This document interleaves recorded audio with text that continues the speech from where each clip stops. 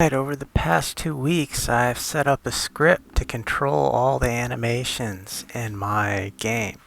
I actually have 33 separate animations, and 12 buttons to show them off. So when I hit a spot on the map, he turns before he walks, and then he stops walking when he gets to his destination. It got some other features.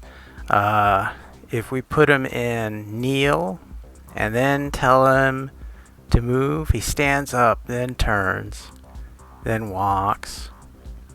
We can put him in the prone and have him throw a grenade. Might need to work on the animation in a later script. Stand him up. We have an enemy for him to shoot at. He turns towards the enemy, then takes aim and fires. He can dig. We won't have much building in the game. We're eventually going to build foxholes. Right now he's trying to dig with his rifle, which is kind of messed up. But in a later tutorial, I'll put a shovel in his hands. Another thing he can do is switch between high and low crawl. Starts out low crawling, which is very slow. But at the tap of a button, he switches to high crawling, which is twice as fast. He can take a hit. He can reload his rifle. He can reload. All of these things he can do in prone, kneeling, or standing. And he can die, but once he dies, he can't really do anything else. I also put in a rush script. Right now, if I tell him to go somewhere and I hit rush, he speeds up to 6.7 meters per second and he has a 4-second cooldown. If I make him rush a farther distance, he starts rushing. He only rushes for 3 seconds. Then he slows down on his own and he's got a 7-second cooldown period after that. And so this took a little while to implement.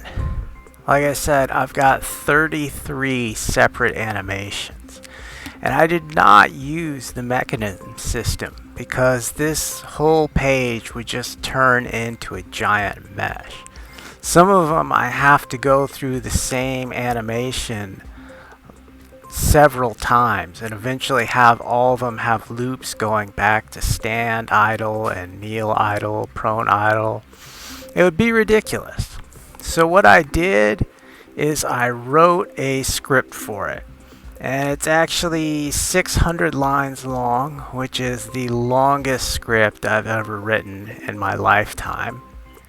But it's not too bad. And I'll show you how it works. For up here, I create scripts for the other two scripts I wrote so that I can use their variables. Then I went into getting the buttons. You see, before when I was doing this, I had next to the script there would be ways to plug in everything that you want. But I'm going to multiply this soldier up to 50 times. I don't want to have to copy and paste things. I want the script to find it. So I found a sneaky little way to do that. I created an array of game objects called buttons. And then when we go down here to the start function, buttons equals game objects, find all game objects with the tag button. I tagged all the buttons. Then what I do is I just created a variable for every individual button and use the button numbers in the list, which correspond exactly to this, how I laid them out all nice and neat. And then I just say get component button. And so originally it was a list of game objects, but it knows the game object is a button somehow. Then these button variables, I put an on click, add listener, and I sent them all to different functions. I basically have a function for every animation in the game. And I'm not going to go into them in ridiculous amounts of detail. They're all a little bit different, like dig is always a standing animation. A lot of them have 3 animations because I have a throw grenade in stand, a throw grenade in kneel, a throw grenade in prone. And for high crawl and low crawl, it's just changing a variable. And I had to do some weird things for stuff like rush. My actual update function is only about 20 lines long. I kept it pretty simple, although I had to do this weird thing for to figure out whether or not he was kneeling before he starts walking. And then I had to put in a whole separate timer for stopping the rush animations. But it's a pretty small update function, and you want to keep your update functions as small as you can. I had to get a series of clips. So when I want to find the length of a clip, the way I do this is I have an animation timer. So whenever a clip's running, nothing else will work until the animation timer goes down over time. And the animation timer is set every time I call an animation. Here's one of them, animation timer equals stand to kneel dot length. And so the way I got that is I created an array of animation clips and then an individual animation clip for every name of a clip that I wanted to make.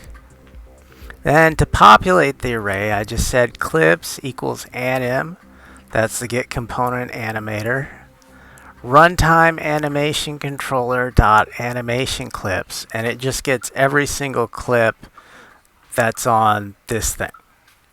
And so it just has an array of that. And then what I did is I created a for loop, and it goes through an iteration.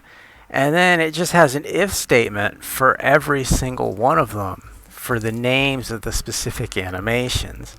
And then I just assign that iteration of clips to the specific name of that. And that's how I got the name of every one of them. So it's really going to save me time later that I can just copy and paste all of these variables. I made another new script named shoot, but it's very, very short. There will actually be a longer one made later. Right now it was just an example so that he could turn. But basically all it does is it finds the game object enemy, which right now is just a little capsule. And once it finds the enemy, it gets a direction towards enemy. And then I do mathin inverse tangent, or atan, of the x and z components and convert it from radians to degrees. And I have a little converter because when you're going around in a circle, it's going to be like positive number for this quadrant, negative number for this quadrant, positive for this one, and negative for this one. So I got that little converter in there. Then the next thing I do is I just find the change in angle, which I get the way he was already facing, which actually comes from the movement script, and subtract that from the angle I just found. And then I plug the angle I have into the other script so that it knows which way he's facing. And I have the animation manager turn angle equals that angle. And what it does is it calls the animation manager turn. And that's a special little function I made in there, which basically just turns him. Like there's a whole animation for turning while you're standing in the prone or while you're kneeling. And I put that angle in there. And what this actually does is it runs the animation for a certain length of time. So the normal length of the animation turns this far. If I don't want him to turn that far, like say this is a 30-degree angle, then that'll be 30 over 179 times whatever length of time this is. Now, it doesn't match up as an exact science, but what it does is it runs the animation timer for a while, and then when the animation timer gets down to 0, it calls the stop function. And when I get down to the stop function, what it actually does is has this little thing called transform.position equals quaternion look rotation, and I put in an aim direction. And that's because basically the animations get it in the same general area, but it doesn't line it up perfectly.